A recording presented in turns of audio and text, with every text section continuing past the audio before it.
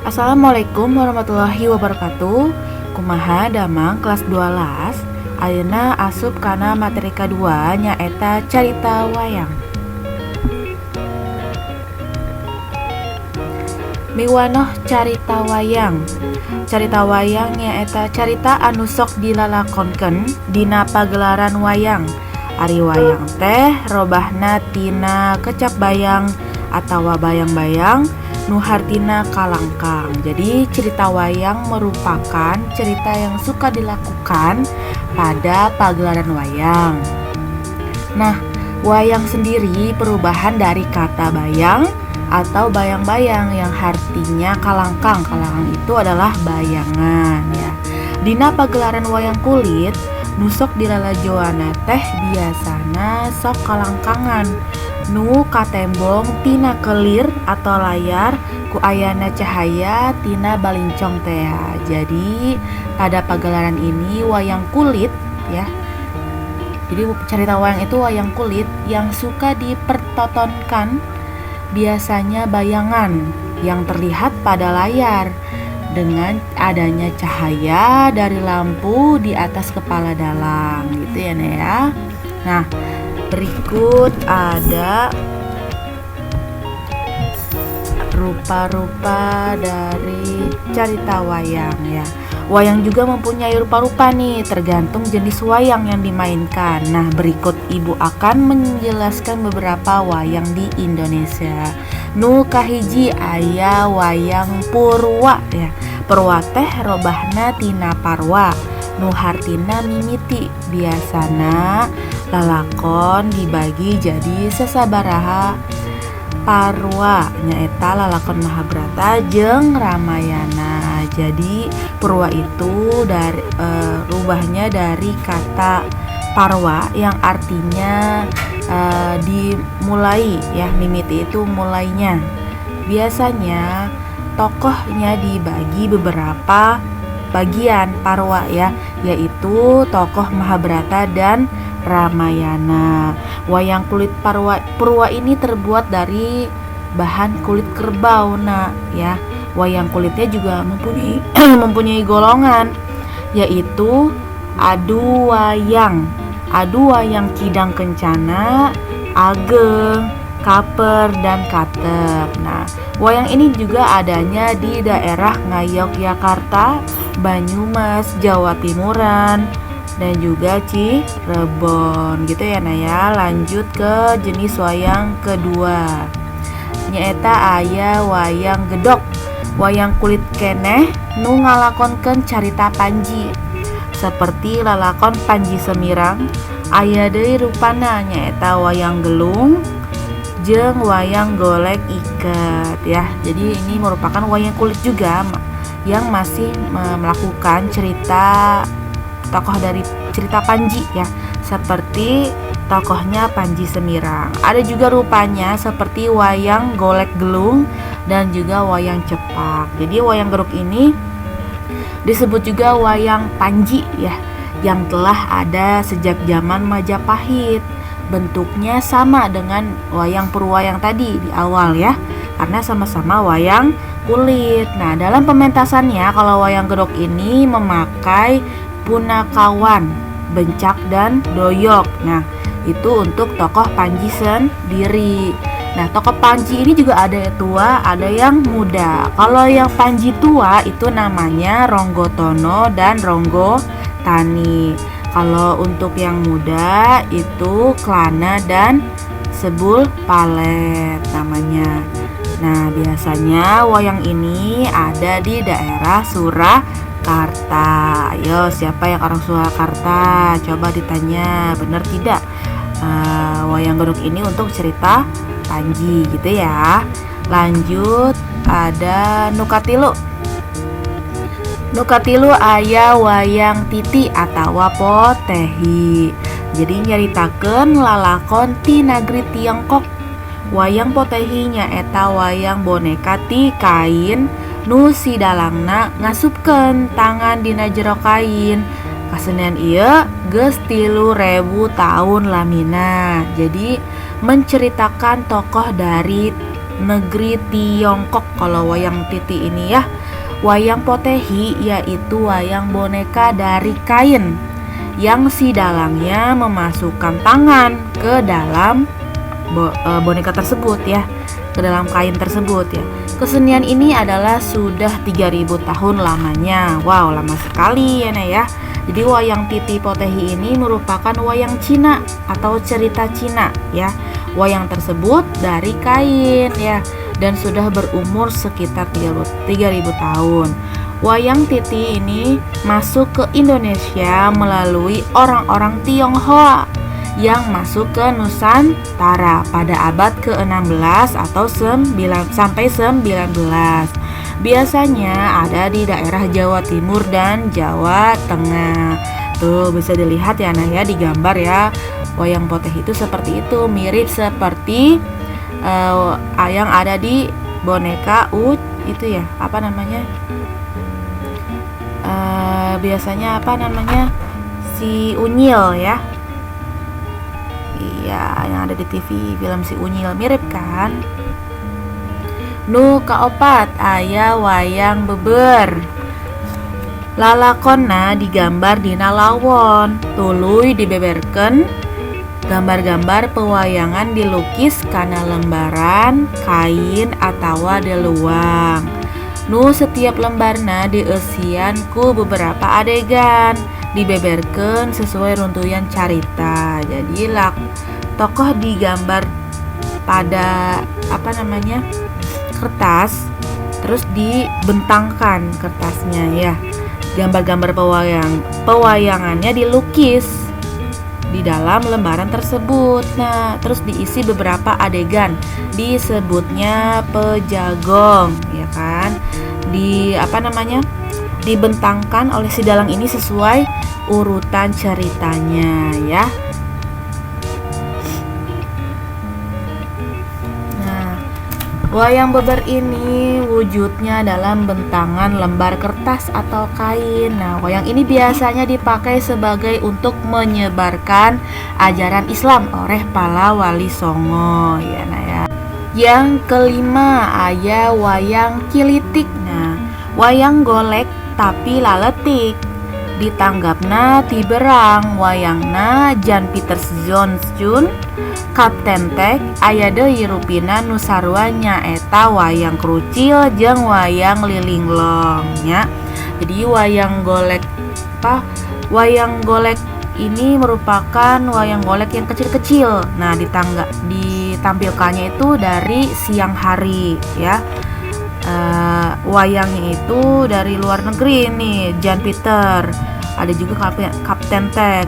Dan rupanya itu sama seperti wayang krucil dan wayang lilinglong, sama-sama wayang-wayang yang kecil ya. Jadi wayang kelitik ini merupakan wayang kayu tapi lebih pipih seperti wayang kulit. Dia wayang kayu tapi tipis juga ya. Kalau yang tadi kan wayang kulit, ya, ini lebih ke kayu tapi tipis, lebih pipih gitu ya. Dan apabila pentas dia menimbulkan bunyi klitik gitu. Nah, jadi namanya wayang klitik. Kalau wayang yang krucil dan linglong itu dia sama wayang leletik tapi beda cerita ya. Terus biasanya wayang ini berada di tanah Jawa dan juga menceritakan Panji dan Dharma Wulan. Seperti itu. Lanjut. Nu kagenep aya wayang wong nya. Wayang wong nya eta wayang jelema. Lalakonna tina Mahabharata. Jelemana oge ngenakeun raksuk jeung hiasan-hiasan sarua jeung wayang kulit aslina. Supaya bentuk atawa bangun banget teh menyerupai wayang kulit mun ditempo di sampingnya. Jadi wayang orang ini merupakan wayang manusia ya.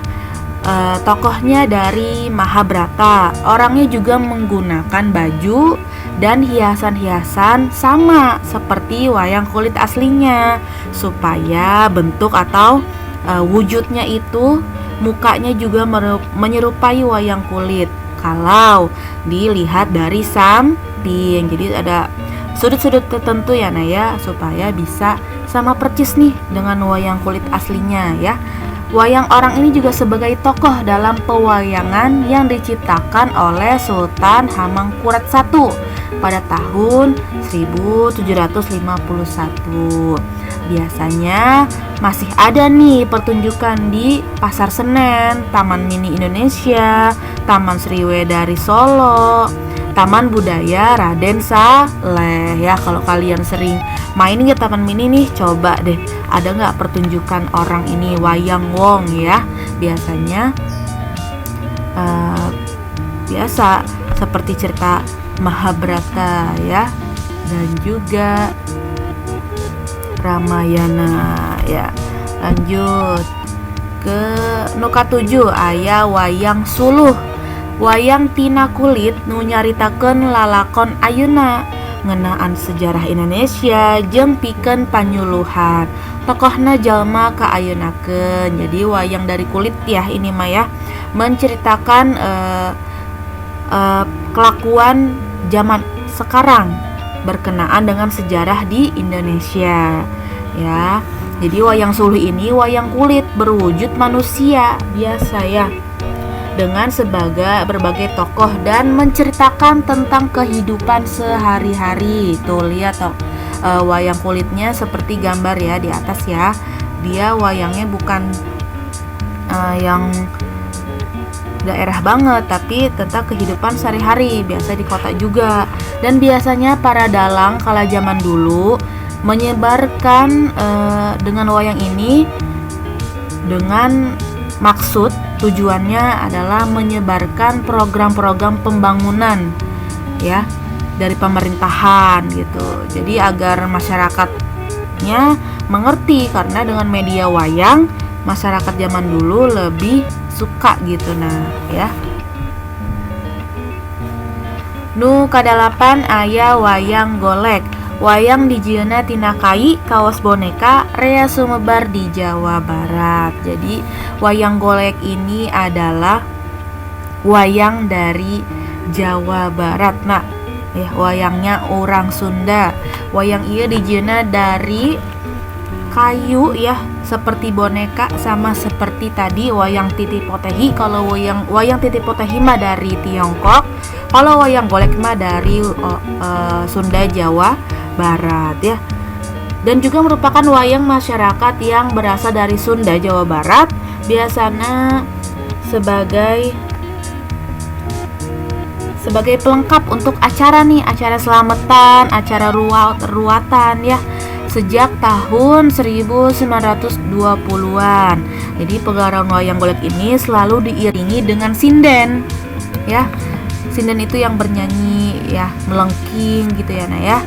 Mungkin kalian tahu sinden yang popularitasnya lebih tinggi dibanding dalang itu sendiri. Jadi kalau wayang golek ini itu yang ditunggu-tunggu adalah sinden-sindennya yang cantik-cantik ya dari Jawa Barat mah, daripada dalang itu sendiri yang menceritakan si wayang tersebut. Ayeuna aya pangjembar basa ya. Jadi ini adalah tambahan dari materi yang di awal yaitu, nah ini yang memainkan wayang namanya Ngaguar Santikaning Dalang ya. Santikaning Dalang asal kecapna tina santika, hartina ilmu kasatriaan. Jadi Santikaning Dalang hartina ilmu keur ngatik dalang, sangkan masagi ilir sinatria.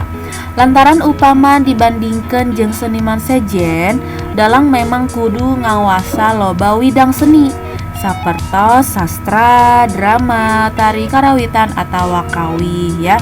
Jadi Santikaning Dalang ini asal katanya itu dari santika, artinya ilmu kesatriaan. Jadi Santikaning ini merupakan ilmu untuk menjadi pencerita di dalam kehidupan. Lantaran bagaimana dibandingkan dengan seniman lainnya, dalang memang harus menguasai banyak bidang seni seperti sastra, drama, tari, karawitan atau kawih yang merupakan seni dari Jawa Barat gitu ya Naya. Nah, kalian bisa lihat foto-foto di samping. Berikut adalah maestro dalang dari Jawa Barat ya. Tapi beliau sudah almarhum ya. Namanya yaitu Abah Asep Sundandar Sunaria ya. Yang sekarang diwariskan ke anak-anaknya. Nah, ada yang namanya Dede Amung Sutaria ya.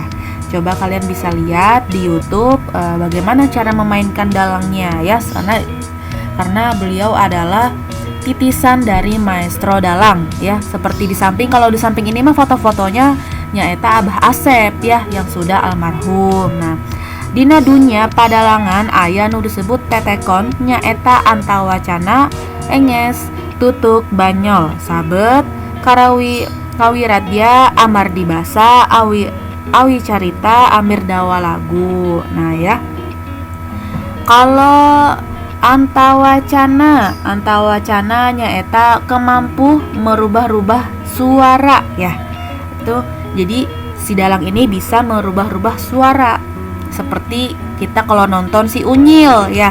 Kalian tahu nggak itu siapa ya pengisi suaranya ya? Alda lagi Enges. Nah, Enges ini adalah bisa membangun rasa. Jadi kita nih senang melihatnya ya dari cerita pewayangan tersebut. Langsung ada lagi namanya tutuk ya. Tutuk ini adalah kemampuan dramaturgi. Jadi bisa mendramatisir nih cerita tersebut. Oh, kita jadinya serius melihat cerita dari pewayangan tersebut. Ada lagi banyol ya. Banyol ini adalah molahkeun wayang. Jadi kita bisa, di lain kita serius, kita juga bisa bercanda sedikit lah di dalamnya agar tidak bosan gitu ya. Banyol atau sabet ya. Jadi ada punchline-nya lah kalau kata anak stand up comedy ya. Kawiradya. Nah, kawiradya ini adalah kemampuan untuk mempersatukan tokoh-tokoh pewayangan. Jadi si dalang ini nggak boleh lupa nih wayang apa saja yang harus muncul di dalam cerita tersebut ya, karena wayang juganya banyak gitu ya tokoh-tokohnya ya. Amardi basa nyaeta mahir menggunakan bahasa. Jadi tadi seperti di atas ya, sastranya itu mesti sastranya dalam seorang dalang itu sastranya harus bagus ya.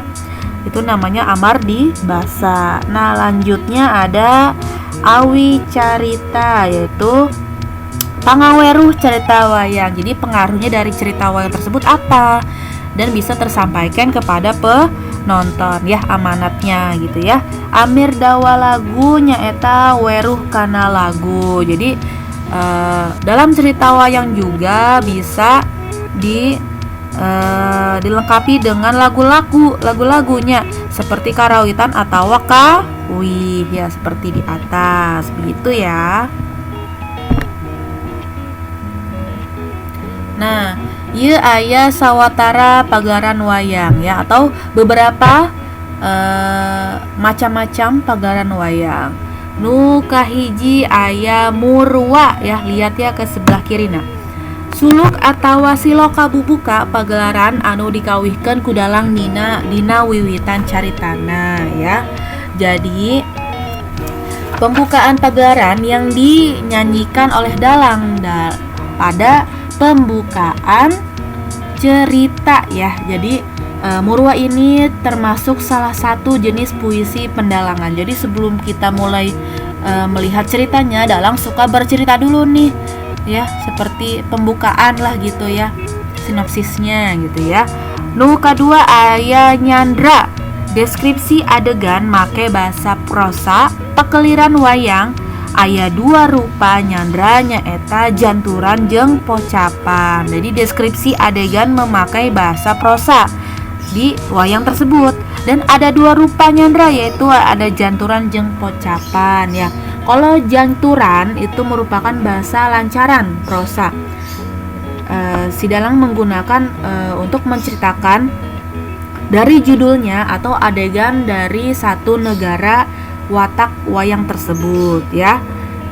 Kalau pocapan yaitu nyandra yang dibarengan sama gamelan pikeun menceritakan kejadian pada adegan tersebut. Jadi kalau janturan mah bahasa lancaran untuk menceritakan dari judulnya dan dari satu negara gitu ya, dari sifat-sifatnya, watak-wataknya. Nah kalau pocapan mah kita bercerita tapi sambil si dalangnya itu menggebuk gamelan ya, ada suaranya gitu. Jadi menarik lah gitu ya kalau pocapan mah. Nah kita lihat sebelah kanan ada aya kakawean rupa bahasa kawi titiron nu sok dipake mamanis atau pamantes dina ngadalang minangka bahasa pamidanganana.